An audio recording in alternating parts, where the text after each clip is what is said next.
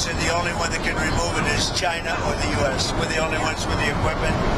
They said you were right. It is a complete obliteration. With that being said, I want to get it. And they agreed to it, but then they took it back. But they'll agree to it eventually. Can I ask you about Taiwan? What did President Xi say to you about Taiwan? And what did President Xi say to you about Taiwan? And are you still going to approve the arms sale? So President Xi and I talked a lot about Taiwan. He thinks they cannot have anything to do with arms sale. So President Xi and I talked a lot about Taiwan. He thinks they cannot have anything to do with what they're doing. I mean, he's against very much what they're doing. We talked about Taiwan. We talked about Iran a lot. And I think we have a very good understanding with both. On Taiwan, he does not want to see a fight for independence because that would be a very strong confrontation. And I heard him out. Are you going to say your word? No, I didn't make a comment on it. I heard him out. I have a lot of respect for him. On Iran, it's very interesting. He feels strongly they can't have a nuclear weapon. He said that very strongly. They cannot have a nuclear weapon, and he wants them to open up the strait.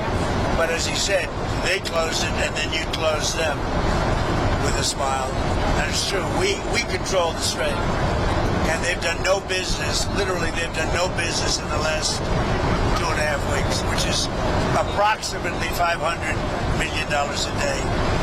So we have, we're doing very well on all fronts. Before we leave Taiwan, Mr. President, President Xi said that there was a risk of conflict with the US over Taiwan. What's your response to that? I don't think there's a conflict, other than we don't need their strait. We don't need the Hormuz on Taiwan, Mr. President Xi said there was a risk of conflict with the US over Taiwan. No, I don't think so. I think we're going to be. I think we'll be fine. He doesn't want to see.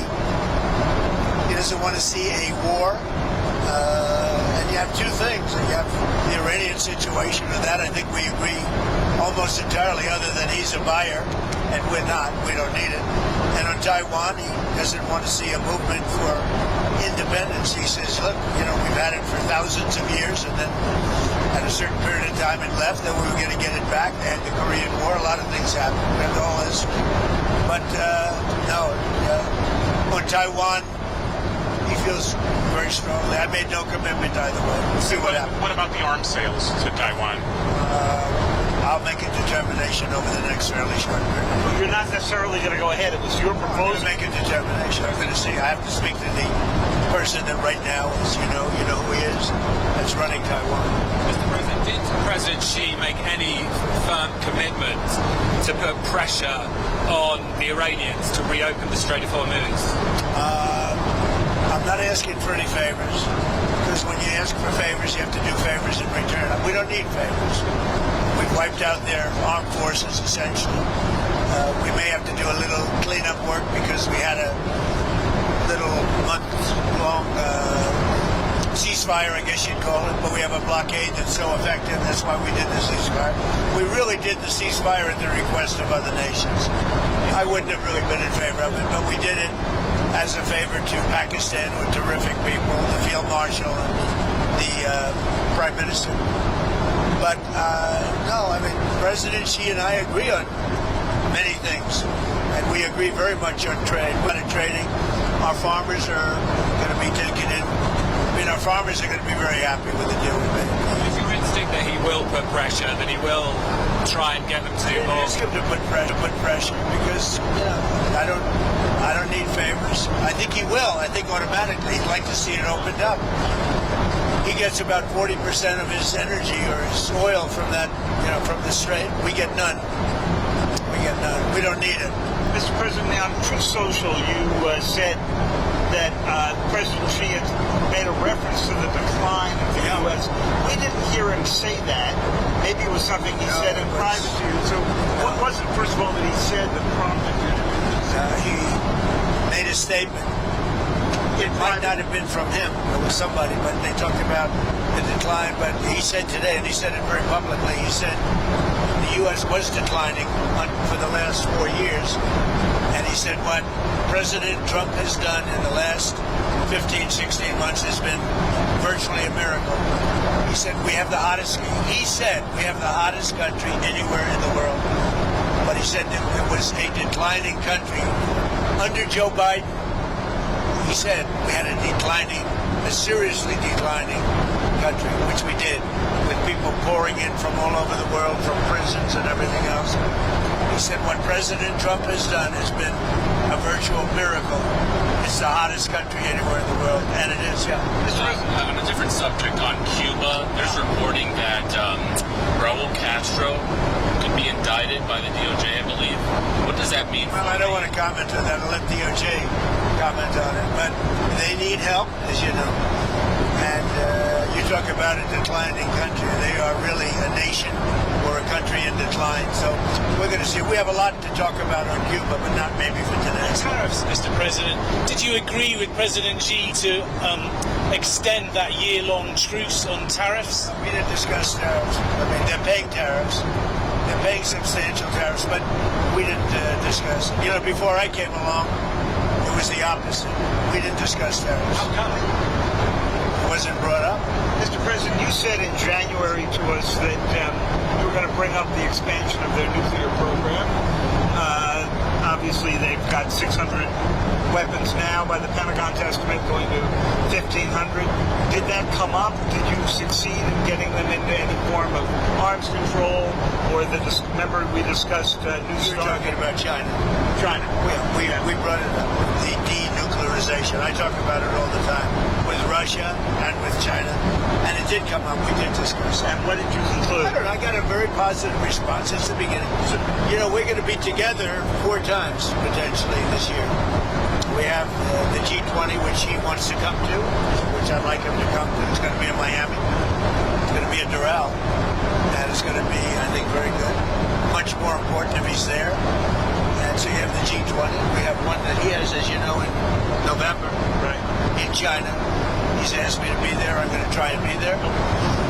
And then we have another one on September, I guess, 26th or 24th, where he's coming into the White House. I'm trying to understand what it is he committed to, if he committed anything. Well, I don't want to say anybody committed, but we have a very good understanding. So are you You know, going to the move it? concept of denuclearization. Denuclearization, or just an extension Well, no, of New a START? denuclearization. In other words, building down. And you bring Russia into it also.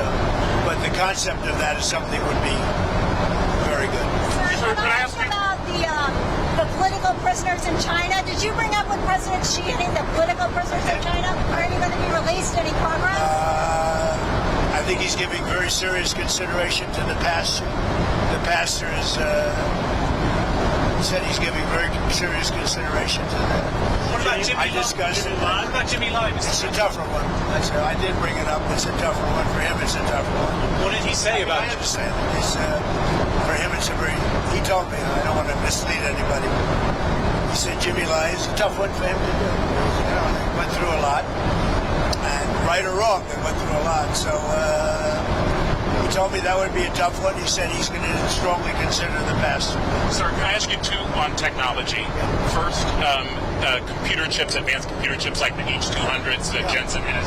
Did that come up at all with machine? It didn't come up, but as you know, Jensen was there. He's an amazing guy, NVIDIA.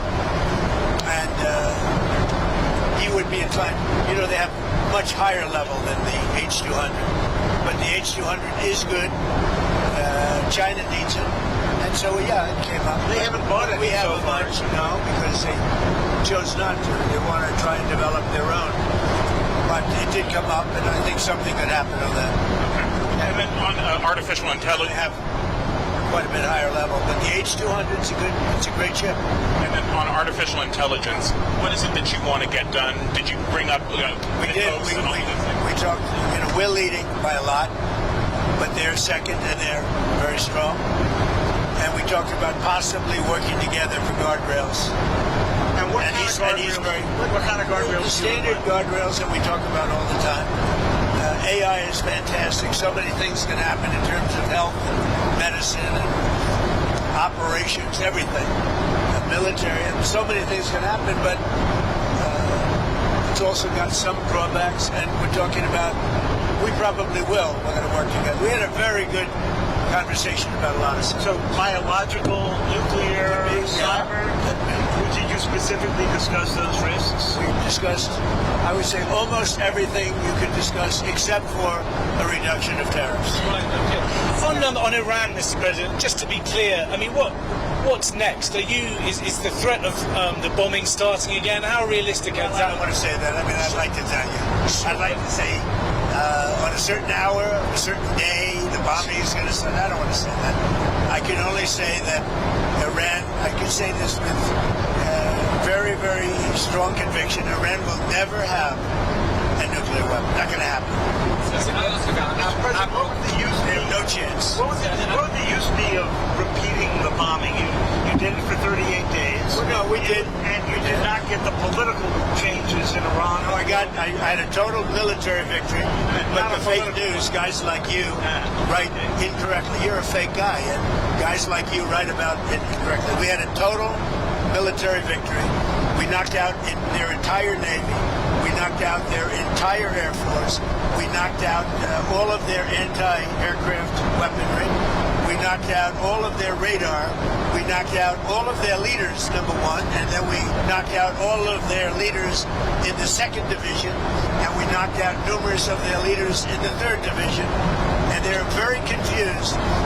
We've had a total victory, except by people like you that don't write the truth. You know, you should write. I actually think it's sort of treasonous what you write, but you and the New York Times and CNN, I would say, are the worst.